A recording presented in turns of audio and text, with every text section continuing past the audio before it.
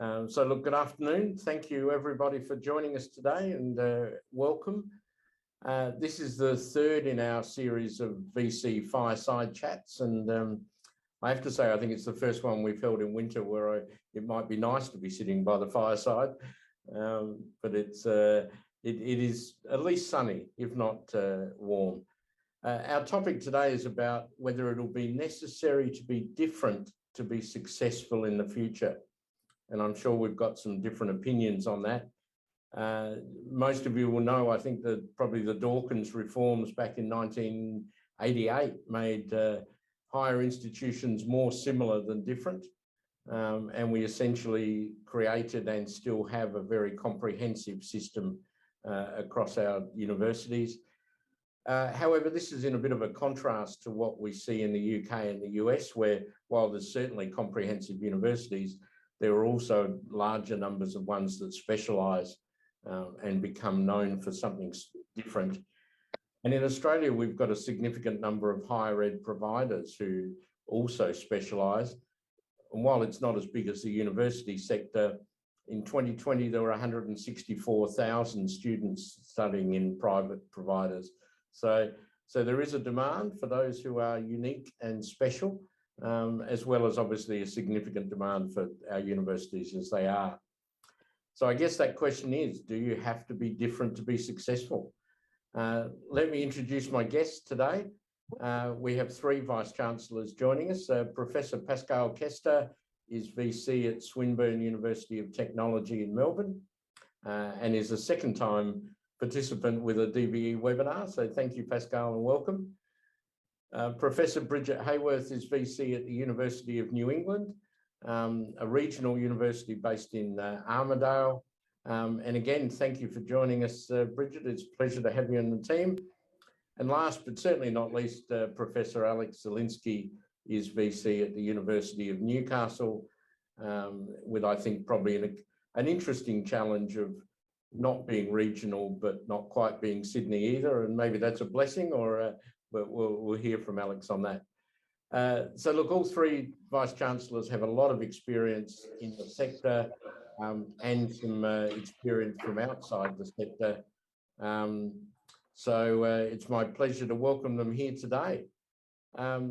Today's format is we're going to hear some remarks from each of the panelists, followed by a series of questions that have been submitted by you, the audience. And we will go through those questions as far as we can get in the time. Pascale, I might throw to you to start to welcome and tell us your thoughts on being different. Thank you very much, Ian. And yes, I would definitely be in the affirmative camp. In fact, you talked about the Dawkins reform, and I guess Swinburne University is very much a product of that, since we, as of last week, celebrated our 30th birthday. So we were created as a university in 1992. However, we were also drawing on a foundation of having been since 1908 created as a technical college. So I suppose in our DNA was this notion of a very kind of applied type of education and a focus on the kind of technological aspect of education. But I think it's fair to say that the Dawkins reform and the kind of mood of Australia probably meant that we sort of grew to be a bit more vanilla over time, although this was a progressive kind of process. As of the last couple of years, certainly our reading of the sector has been that there would be great benefit in daring to be different. And that is what our strategic plan is definitely encouraging us to be, primarily because focus and discipline is actually almost the only response to the otherwise almost inevitable chase for growth, which our very strange research funding model forces us to follow. So Swinburne has taken a quite orthogonal sort of approach, which is to see how big do we need to be for where we need to be really good. So we have chosen 3 areas, flagship areas for research. We're also very different in that we are one of the few universities that are a dual sector university, and that is an absolute blessing. It's a differentiating attribute, but it is a blessing in that it enables us to be truly scaffolding education around the learner in a way that really enables the development of human capital from the vocational right up to the PhD. And we take great pride in our capacity to do this, and to do this not in isolation, but in partnership with industry. And in fact, where we get to be really excellent is when we co-create curriculum with industry partners in order to grow the human capital, which we believe a tech-rich future requires us to be. So that translates in a whole range of things. Our National Center for Reconciliation, which is part of our Elevate RAP, is actually about getting young Indigenous people across the digital divide. It actually means our Center for Social Impact is actually looking at the impact of technology on people. And it actually means that we take everything through the prism of technology and we let go of the rest, which is a very unusual thing to do for a university in Australia. You would have heard about the uproar of when we dared to abandon language. And this is an argument that I was prepared to have with my colleague in French or in Spanish or in English. And I very strongly believe that languages should be taught in universities, but it's not Swinburne's business. And so that type of discipline and focus is, I think, quite different. It takes courage, maybe a bit of madness, but we've signed up for it. And Horizon 2025 as a strategic plan is very different. It's 4 moonshots under the one umbrella vision of people and technology working together for a better future. And it really sets us on a very, very distinctive strategy where every Swinburne learner gets a work experience, every Swinburne graduate gets a job, every Swinburne partner gets a tech solution and the human capital to make it work. And we deliver the prototype of what the university of the future, rather than the university of the past, should look like. So we're pretty pleased with being different, and we think this is a winning combination. Thank you, Ian. Thank you, Pascale. Yes. Alex, can I throw to you and see your views? Thank you, Ian, and good afternoon, everybody. And it'd be great to say I'm joining you here from beautiful Awabakal country here at Newcastle, and I'd like to acknowledge elders, the traditional owners, and pay my respects to elders past, present, and emerging. So, yes, so it's an interesting thing. At one level, if you stand back, like if you're comparing, say, Australia's system to other systems, say just New Zealand or the US or European, you'd say the Australian system is fairly similar. And why would you say that? Because I think fundamentally it's the business model. We are enabled by the same sort of legislation and funding. The business model underpinning us and the way we're funded is the same. So it does drive certain similarities. And part of but of course, when you look closely, then you say, well, how can we differentiate? And I agree with a lot of things that Pascale was saying. You've got to try to make yourself a little bit different. But every time I've noticed, I've sort of worked in and out of the system. So I've started my career mainly in the university sector, then spent nearly 20 years out of working in research and innovation. So coming in you notice that, for instance, Pascale, just using it as an example, was talking about work experience or work integrated learning. Well, everybody's doing that now. So someone has a good idea, everyone quickly latches onto it. So you could be a fast leader, but ideas, there's not a lot of things. If it looks like it's going to work, people adopt it. The other part, I think, which is really struggles is the Australian mindset, which is university education should be like local high schools. I don't need to go anywhere. I should be able to go down the road to wherever I live and get the full comprehensive courses, be it law, business, medicine, science, engineering. They want it all. And there's none of this sort of system where you have in the US where, you can't study certain courses or certain universities don't have experiences. And there's a real encouragement and support to leave home and have the experience. A bit what, Brigid's on the line today, and she's got a great sort of university which offers a college town experience, but that hasn't really been embraced in Australia in a substantive way. So, and what that does is if you have to offer a university which is equivalent to a local high school, of course it has to be comprehensive, and of course it starts to, and then of course you've got overlay accreditation over the top of it, you start to get uniformity. And of course we try to be different and try to cater to our own elements. So I guess the question is, it depends at what level do I look? I look at the national level or the macro level, and do I see similarities? So for me, it's a lot easier to be distinct and different because I service the area of Hunter and Central Coast, which is bigger than parts of Victoria, half of Victoria probably in size. So it's a different concept, and we're the only universities. Well, Pascale, she's got, I don't know, 5 or 6 universities there that she's, in direct competition with. So it really depends. But at one level, we're the same, but then, of course, we're different. But that's really in the margins. But I think there's also an Australian, parochialism, which prevents us from, thinking about, why wouldn't your children want to go to Western Australia to study? But those courses would have to be very different. And you find that they're not. So that's the challenge.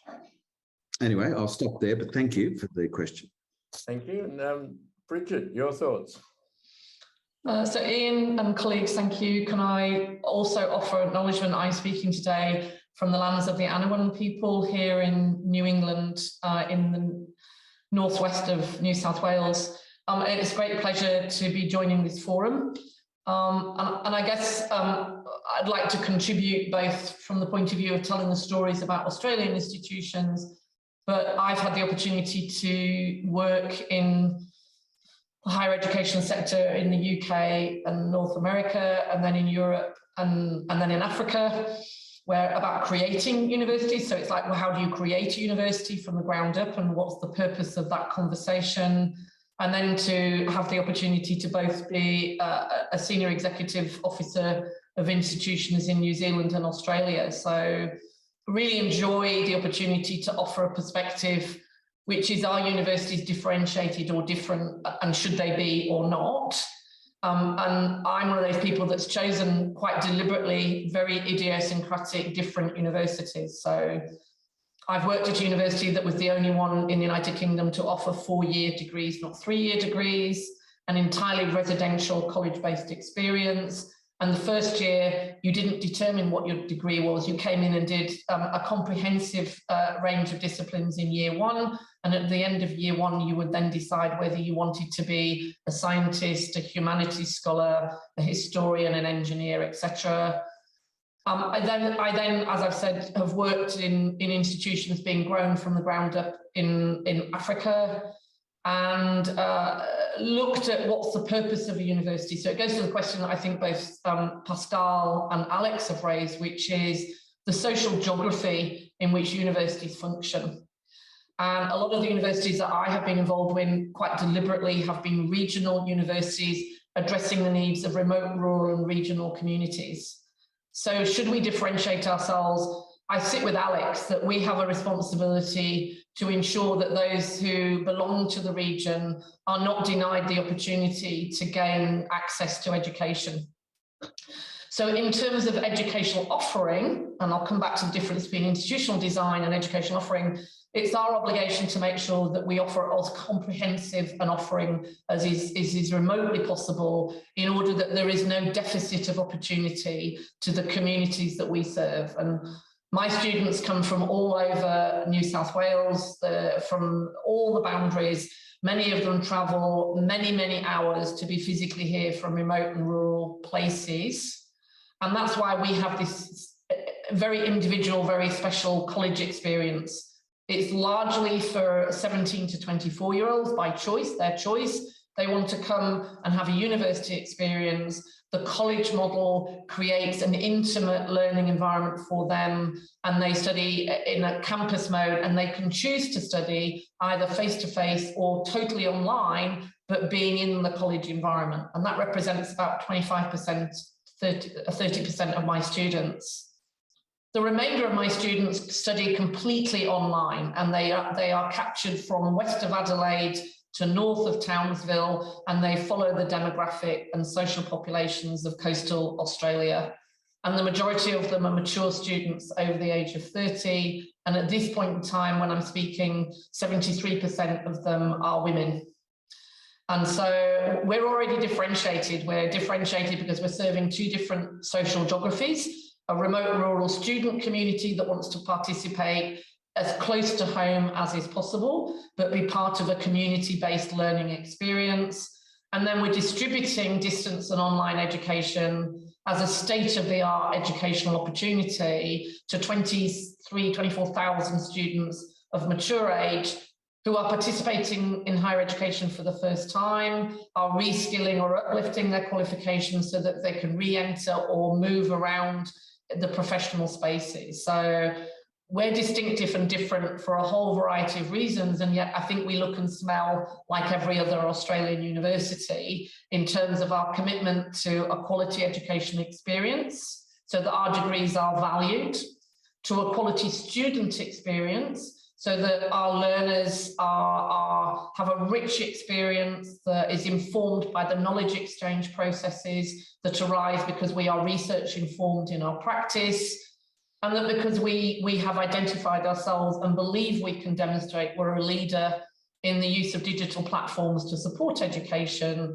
then they have a rich student experience, which is different and other from the design of a campus-based face-to-face model, but is no less opportunistic in the experiences that the students have. Alex and Pascale have talked about work-integrated learning. I've just expressed that most of our students are part-time and are learning and working jointly. So we commit to what we call experiential learning. And we commit to the co-creation of our educational offering with the students. That might include an industry partner. 86% of our courses are accredited in some form by an industry or professional partner. So the partnerships exist at an institutional level with a whole load of industry, professional and practice-based partners, but we co-create the curriculum and the design of the educational offering with the students. And again, that's a point of differentiation that works because of the nature of our student population and how we can engage with them. The University of New England was created by the gifting of a chicken, a pig, a pole of land, a small gift of property by the community of New England. We were created to address need through education and engagement. So we are very committed to that mission. We have created a 10-year university strategy, Future Fit, which was the result of an open consultation with community. We had 3,500 individual submissions from community that led to the formalisation of the university's decadal plan. I think we're the only university in Australia to have a decadal plan, because the majority of my students take 6 or 7 years to complete their degrees, not 3 or 4, and therefore the strategy of the university should not be shifting around the pivot of their educational experience. It should be travelling with them, not sitting over the top of them as something separate. And I think sharing with Alex and Pascale and all of my colleagues who believe passionately that a university was designed to generate knowledge. We do that through research, we do that through applied discovery and mission-based research, but with the amazing facilities that have been endowed to the university. We believe passionately that knowledge exchange drives the quality of our academic programs, but it's also the lens through which we create deeply rich and valued collaborative partnerships. And the final part of our identity as a university is actually that we run the local cinema. We run the local sports facilities. We offer a lot of resources that simply would not exist in the community if it were not the university that was providing them. And again, that changes the nature of our commitment to our communities. It puts volunteering and citizenship front and centre in the experience of our academy and in the opportunities that are created for our students. And I think that gives all of us the opportunity, our design, Pascale's design, Alex's design, we're all actually different. What holds us together is that connection to knowledge creation and knowledge exchange as the foundational structure on which we then build the education platforms that we then offer to our varied student audiences. And the sameness is that we all adhere to the same quality assurance framework rather than trying to create 39 different ones for the quality of what we do. And that's what gives Australia this unique and special international badge of quality. And I think the other thing that Australia does well but could do more of, and I draw on all those other international opportunities, and I reflect back to the words of Lord Crowther, who was the founding Vice-Chancellor of the Open University, which is very similar in character, obviously, to the University of New England, which is that our job is to provide as much or as little education as our students and our partners can take opportunity from. And we all do that in quite different ways, but it is a connecting piece across Australia.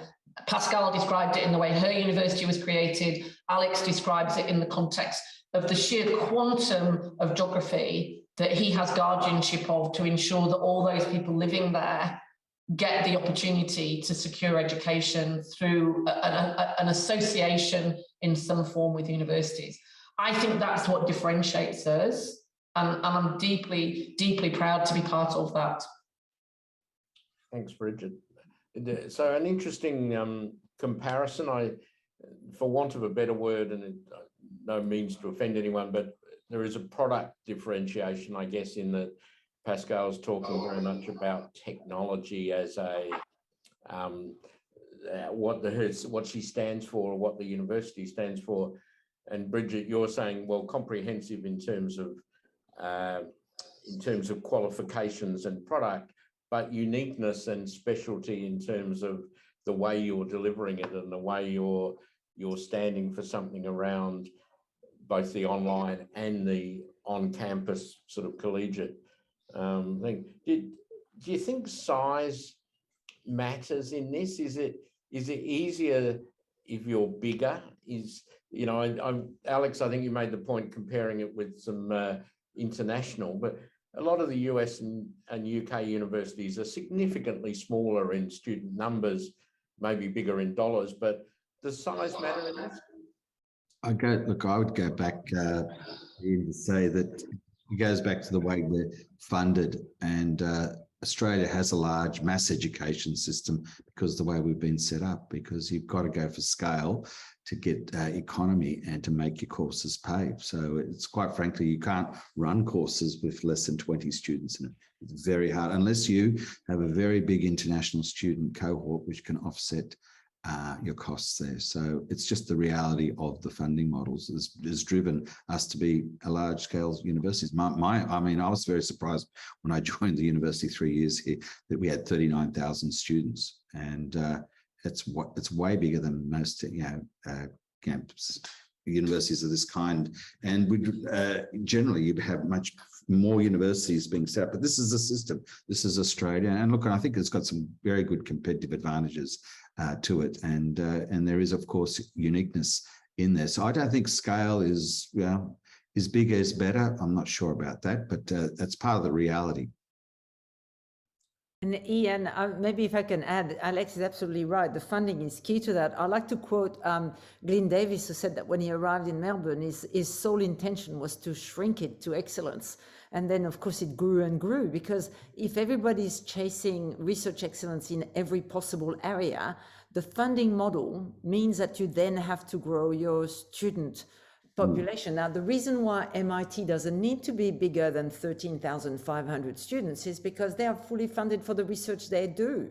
So they don't need to have this kind of insatiable appetite for more students. And then, of course, Alex is quite right. And then if you want to really deliver margin on the number of students that you have, then you have to teach large classes, because that's the only way you can get economies of scale. All of this would go away if the government was fully funding research, but that's a different discussion. I think the other way to take control over the imperative of growth is to actually decide that you are not going to be excellent at everything, and you're going to be excellent at a few things, and then you can actually scope what that would take, and then you can grow to the level you need to be in order to invest sufficiently in those areas that you've chosen to be really excellent at. So to me, there is a benefit, a financial sustainability benefit in being quite clear.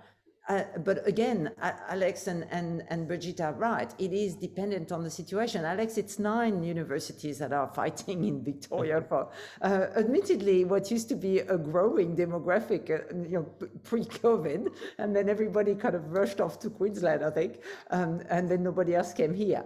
But the reality of it is that if you do have 7 or 8 universities that are just less than half an hour away from you, then you're not depriving the students who wants to study Italian from studying Italian. They can pick it up at any one of those.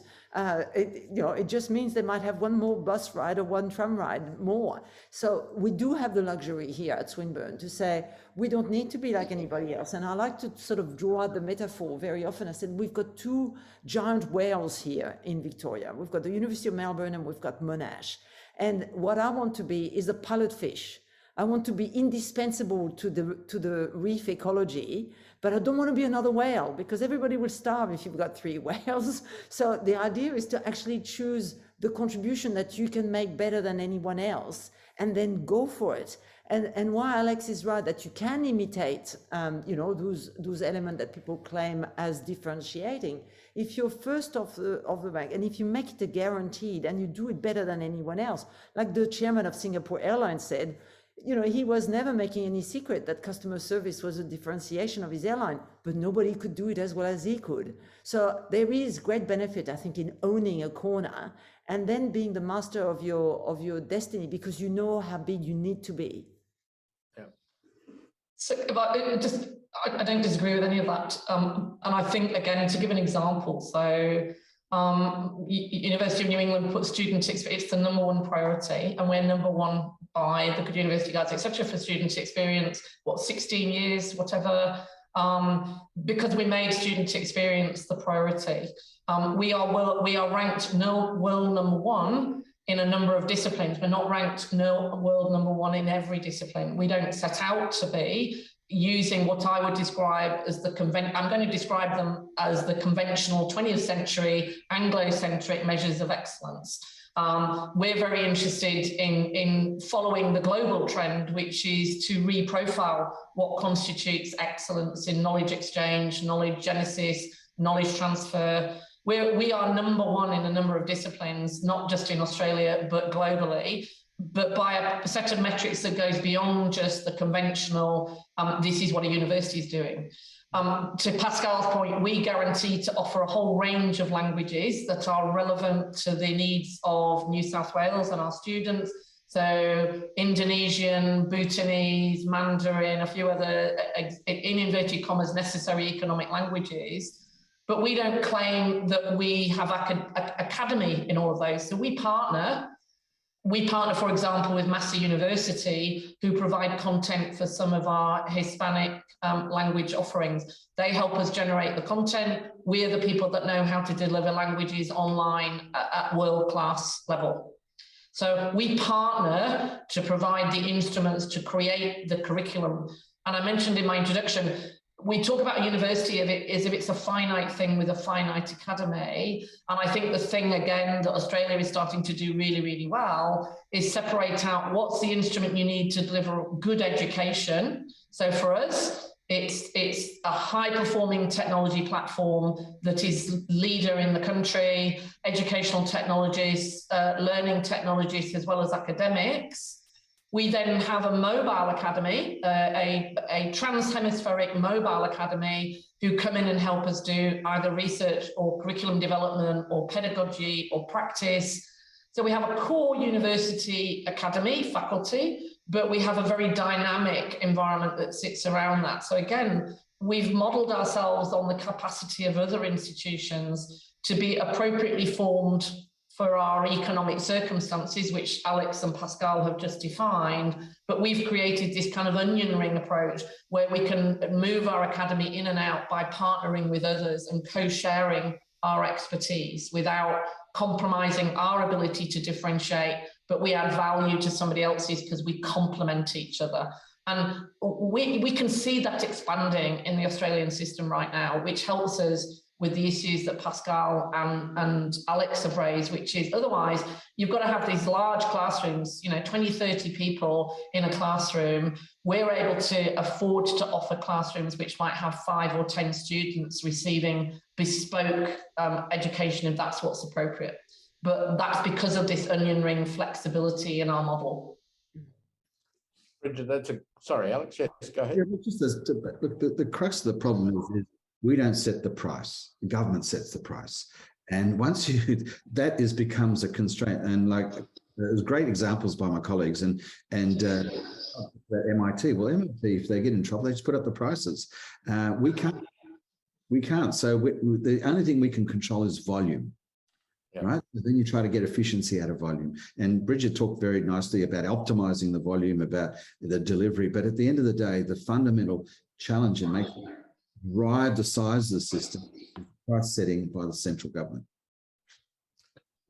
That creates an interesting point around micro-credentials and different degree structures, because that price is set certainly for a degree and a basic thing, but is there more freedom if you went down a road of micro-credentials or build your own degrees? Do you need a degree at all? Can I just do a year of something, maybe a major, and then go and work? Where do you see that playing out over the next few years? No one's quite cracked it yet, but would it give you more control? Would it give you less? Is it digging a big hole that you'll never get out of? What are your thoughts on that, Pascale? Yeah. It's interesting because I remember being terrified a few years back when Deloitte was saying that they didn't care whether the students actually graduated. What they wanted was a person with the right attitude, the right mindset, and possibly the right experiences. And I have long held the view that universities are not the holder of content or the generators of degree. We are the curators of experiences, and that's what we should actually try to advocate. And some of those experiences might be work-based. Others may be, humanitarian contribution or travel or whatever it may be. But when we get to the business of actually translating what an experience has taught someone, or perhaps more appropriately, what they have learned or derived as a learning from an experience, you need some kind of arbiter, some kind of empire.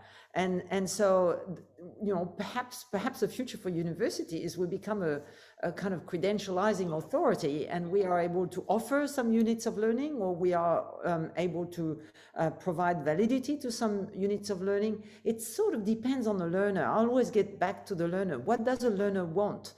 If they want something that they can take that is transferable and an employer would recognize, then a degree is one form of that. If they actually want to just get a few skills, then once they got them, they have no incentive to finish a degree or to get a qualification. They just wanted those skills for one reason or another. So I think the secret here is that we've got to be much more learner-centric, and we've got to be much less dogmatic in what it is that we feel the education we should provide looks like. It should always be excellent, and it should be about experiences that lead to learning. But once the learning has occurred, I think the learner is in the driving seat. Alex, your thoughts on that? Yeah, Pascale makes some very good points there. I sit here and it's the same sort of thing. I had the same sort of terror strike me once, when you think MOOCs, that's going to, change everything, and they haven't. They've got a place as it does, face-to-face and online learning. Look, I just challenge people to say, look, fireupseek.com and find me a job that says, I want you to have micro-credentials in something. They still want vocational or university qualifications. I think once you've got the first qualification from an institution, be it TAFE or FIM, then you could probably build short courses on top of that and maybe then get accreditation that gives you a pathway in. I guess the only way we could actually get that, and that very basic accreditation of a micro-credential, the government regulators have got to step up. TEXA and the TAFE equivalent, they haven't articulate what is the basic unit of a micro-credential. Once they set that, then it makes it easier for the rest of us to say, well, okay, I've got a basic brick now, which I can build out of. Otherwise, we're just, I can only trade in micro-credentials like my two colleagues here. We could get together and work out, if they do some courses at your institution, I'll recognize them, you recognize mine, and we could then come up with a mixed degree. But really, it comes back to the government. And I think the government actually saying back to us, we want micro-credentials. I say, I'm now of the view, yes, please show us the way. Give us the basic framework and accredit what you think is the lead. And then it creates a currency we can all trade in and we can actually work with. But us coming up with it in a synthetic way as individual institutions won't work. Brigid, your thoughts on micro-credentials or part degrees or build your own degree? Well, as with my colleagues, I have journeyed through a time when apparently universities were going to be out of fashion, in inverted commas. We're still here after, what, 500 years. The concept of a degree has persisted for even longer. MOOCs came along and it was going to be the end of universities as we knew them, etc., etc. So I think the commentary that universities are fairly persistent, resilient and sustainable entities is still valid. But I equally think that the conversation is being opened up about life course learning. So we all know that the shift is not about what qualifications we offer, but about what training, skills and education is needed to allow people to be adaptive and responsive as citizens and in the workforce. So Alex and Pascale and I would give examples. We already offer, in inverted commas, micro-credentials. You can do a bit of a degree with us and then move to some other institution to top it up, or, you know, change your position because you've got a different perspective on what you'd like to do. We all offer variations on short courses in some form or another. I think it's about the system recognising the value of life course learning. And I guess it pivots back to Alex's point. What's the government prepared to pay for, either directly or indirectly? If it's life course learning for adaptive workforce development, what's the role of industry as a co-funder into that space? If it's about us making sure that no one is left behind as economies pivot, and Australia is pivoting economically again in a way perhaps it hasn't done for a couple of decades, what's the kind of workforce development that we need if the normal tap of opening and allowing migration to create the skills envelope that the nation needed, at the moment that's corrupted. It's not working properly for a whole variety of separate reasons. So how is Australia going to develop the skills it needs across the workforce? It's going to have to do adaptive workforce design. So I think the conversation about short form learning, micro-credentials, life course learning is going to have to blossom and mature and find its place in Australia because of the economic drivers that and the growth that this nation needs in productivity. I hope that universities are a key part of that conversation. I think we have a lot to bring to it, but it has to be a connected and joined up conversation between business, industry, government. It has to have a different quality assurance framework from perhaps the one that we are currently enmeshed in, going back to both Alex's and Pascale's point. And I think it's also about placing a different value on stepping in and out of education and having that step in and that step out recognised in some way. I think the word micro-credential is an appalling term, personally. I think it's tainted, I think it's confusing, etc., etc. But do I think life course learning, the capability of the system to support an adaptive workforce process, and to I think the passion of all of us, which is to see opportunity available to everybody. It doesn't matter if you start when you're 17 or 18, or whether you start when you're 40 or 50 or 60 at some life course transition. The opportunity for you to be educated, to be an effective citizen, is a thing that we all want for Australia. And that for me is the transition. Whereas we've seen education as a time fixed thing in people's lives, as opposed to a time neutral life course opportunity that would enrich individuals, which is well-being, etc., etc. But it's also about Australia being able to develop the very best capacity and leave no one behind. And for me, that goes back to the social purpose of education. Yeah. No, we've mentioned a few times the funding model, and government is connected to this. We've obviously got a new government in Canberra now, and we heard the new education minister the other day talking about lifelong learning, accessibility. What would you like to be asking government to do now? If you had that option of telling Jason, Claire, what is it you want done? What would you be asking? Alex, what would you want? Okay, look, I think that we're going to be helpful and constructive to the minister, other than saying, just pour money on the sector. That's, we've got to, I think we've got to start at the beginning. One of the things that was legislated under the previous governments was the Job Ready Graduate Package. And as part of that legislation, there was a review to be conducted after 3 years.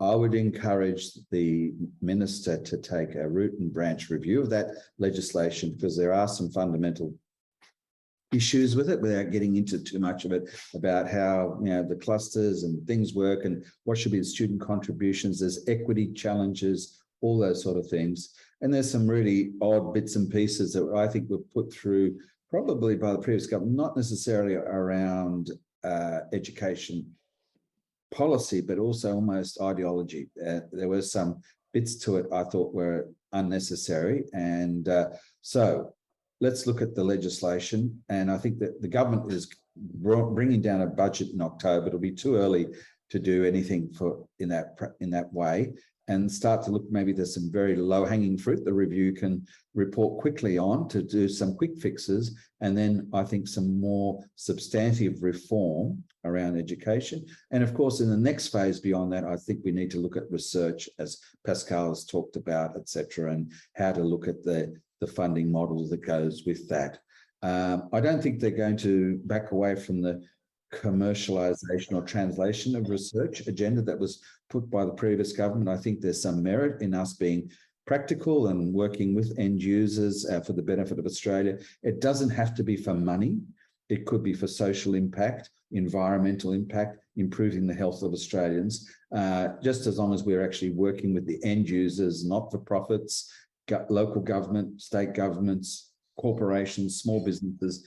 In other words, making an impact, making a difference for Australia. I think that's important to broaden that out, but I'll stop there. I'm sure my colleagues have got much more insights to add. So thank you. Pascale, what would you ask the government?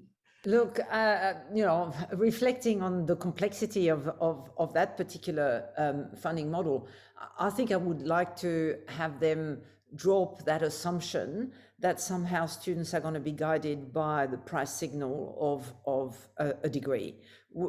As a consumer behaviorist, I know this to be false.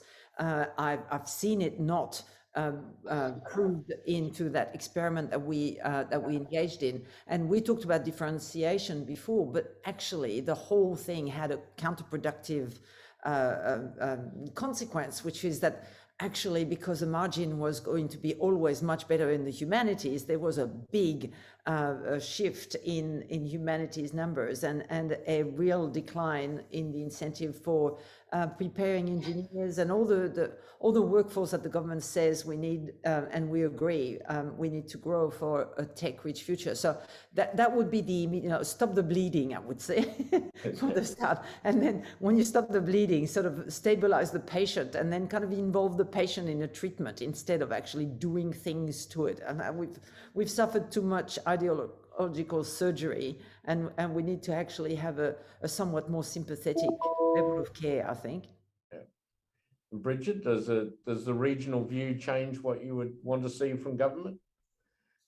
I think it needs to be documented that I take a different view about the Job Ready Graduates legislation and the benefits that it has created. So I don't think that's the purpose of us all being here today, but if you'd like to have a debate about the Job Ready Graduates reform and the alleged need to revise it, then I'm in a different space. We have raised and generated opportunities for more STEM graduates for the first time, I think, in 5 years here in New South Wales. We have not seen a response to price sensitivity around cluster labelling and contributions. So for the region, it had a different impact, and I would have to be one of the people that would stand up and require that the variations and differentiation of offering and need played out in different ways across the JRG legislation, rather than that there is one blanket problem and therefore one blanket solution. But if I were given the opportunity to spend time as a representative of higher education with the new minister, I think, given everything we've talked about, it would be my request and my offer that I think to have education sitting on its own as an isolated portfolio is no longer tenable in the Commonwealth education system. The Education Minister ought to have first priority access to the Minister for Industry in whatever form that portfolio is created, for the environment, for health, for education as a need across the community. So we have to stop seeing higher education as something separate, other and special. And I would ask the Minister, and I would volunteer the support of my institution, and I hope my colleagues, that we will work with that portfolio to make sure that it has embedded connections into all the others, rather than it's operating separately. And that's the conversation that we need to have with the support of the Commonwealth Government into industry, into business. It's the conversation that then connects the journey that students take from when they first go to kindergarten to when those citizens start pulling their pensions, and the opportunity for them to have, you know, all the opportunities that are available here in Australia, both as citizens or migrants. And at the moment, all those conversations are siloed. And we end up having to have multiple conversations about the same issues in multiple silos. And I believe that for the Minister and for the sector, that means that our conversation sometimes does not get heard in the right way. And we end up not making the arguments as powerfully as we are required to do. So for me, it's a much more practical thing, but at a level above what the JRG does or doesn't do. I'm very happy to fight that out in a different place. But I'm passionate about the fact that education is part of how a successful society defines itself. It's not some separate opportunistic component to be regarded occasionally. The knowledge exchange equation that comes out of higher education, both in terms of new knowledge, its application, qualified people, improvements to quality of life, both for Australians and for the rest of the world. Why do we constantly have to defend that?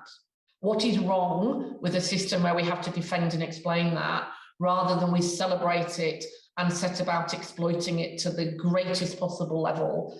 And the only way we're going to do that is if all ministers sit and see the value of universities and higher education, not just one minister. So I have that slightly, you know, Nirvana pink-tinted lenses hope that we have a minister who, at his first speech with the university sector, spoke about the journey of someone who, first in family, first generation, got the opportunity to go to university, to gain a qualification, and is now a minister in the Commonwealth Government, and shared stories of others who had that opportunity in that journey.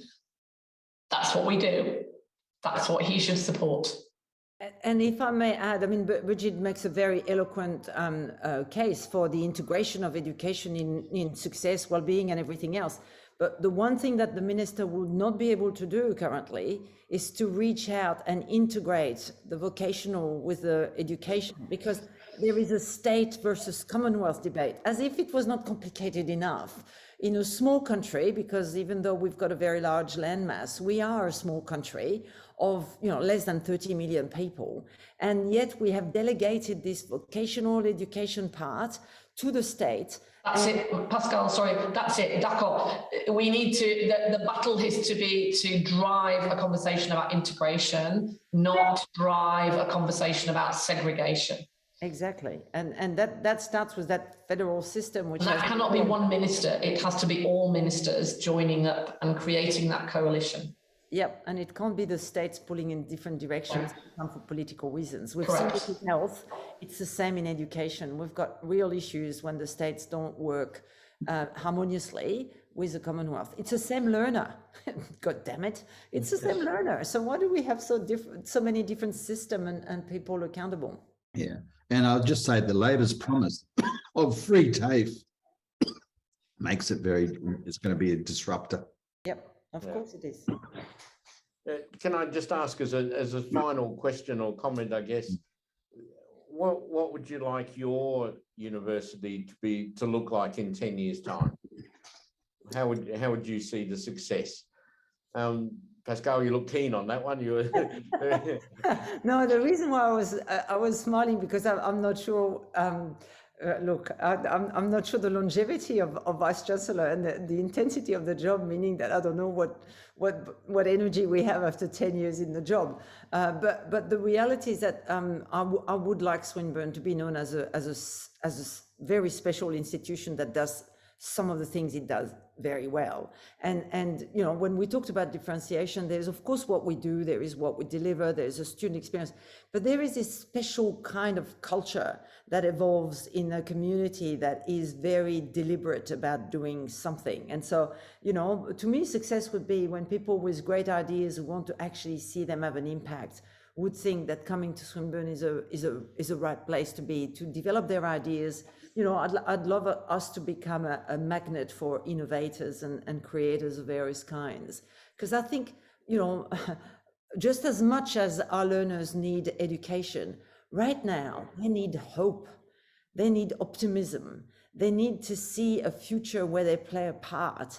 They need to step away from this kind of doom and gloom that sometimes the science and the political debate leads them to. And I'd like to be the place for creativity and hope and innovation. Wow. That's if I'm still here. And Brigid, what will UNE look like in 10 years?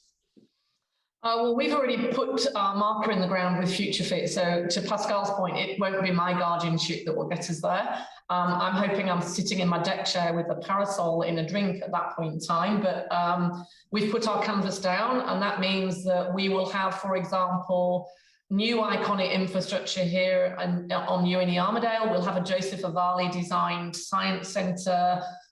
We will have generations of students coming back to engage in life course learning through the things that we offer.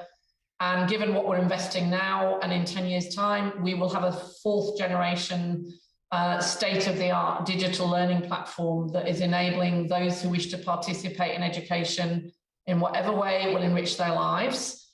We will give them that opportunity. And I suspect for us, more and more of that will be a balance between students here in Australia that we're supporting, and that we'll be one of the leaders that's also supporting educational access in the Asia Pacific, if not more broadly. We do a lot of that now through educational development. I see that for us will be a growing responsibility to be a community citizen of the wider global region, as well as here in New South Wales. Thank you. And Alex, a final word from you. What will Newcastle look like? Oh, it's because I think my two colleagues have said a lot of things I would have said. So, so to say something different. So, we'll be here in 10 years' time. No, really, no. I guess that I think we are very much focused on an outstanding student experience. So we really want to make sure we've delivered that. So for us, that would be, you know, we're in the top quartile. If there's, 40 universities in Australia, we'd like to be in the top 10 for our student experience. That really, it is regarded by the students as one of the best in the country and of global standing. And the other part is to serve the region. That's what our purpose is. But I really want us to be regarded as a key economic and cultural and social anchor for the region we serve. An indispensable part. So if you took it away, you couldn't imagine that the region could function without us. Excellent. Look, fantastic. It's some great ideas, some great thoughts. We didn't get to all the questions, and I apologise to some our audience who submitted questions. We didn't get to everything. But it's very dangerous to be between a Vice-Chancellor and a microphone, so it's I could only get so much through. I really appreciate your time, Brigid, Alex and Pascale. Thank you for contributing today. I feel there's another webinar coming on, and with maybe we can get Jason Clare and or somebody from government to sort of debate the Job Ready Graduate Scheme and pros and cons of that. Oh yeah, I'm up for that one. I'm definitely up for that one. But look, thank you again. Really appreciate your time. Thank you everyone for listening. We will have the recording available, so if you want to watch it again. As I can't thank you enough for the three of you for contributing your time today. So thank you. We'll see you again soon. Thanks, Ian. Thanks, Brigid. Thanks, Alex, Pascale, Ian. Thank you. Really enjoyed the conversation. So thank you. Thanks, Thank you, colleagues. See you, Pascale. See you, Brigid. Bye, everyone. Bye. Bye.